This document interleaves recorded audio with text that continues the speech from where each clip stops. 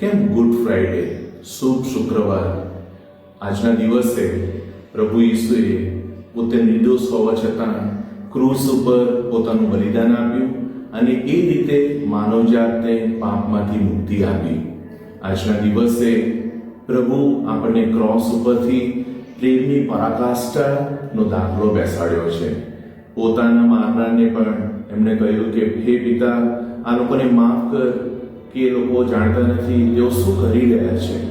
કેટલી મોટી માફી પ્રભુએ ક્રૂસ ઉપરથી આપી.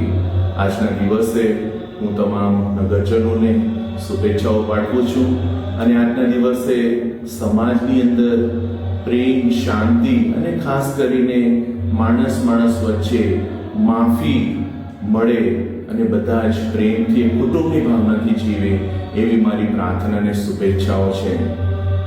આજે ગુડ ફ્રાઈડે, આવતીકાલે પવિત્ર શનિવાર અને પવિત્ર રવિવારે એટલે કે પાસ્કા પર્વના દિવસે પ્રભુ ઈસુ સજીવન થઈને બીજો એક મહત્વનો સંદેશ આપે છે કે એમણે મૃત્યુ પર પણ વિજય મેળવ્યો છે.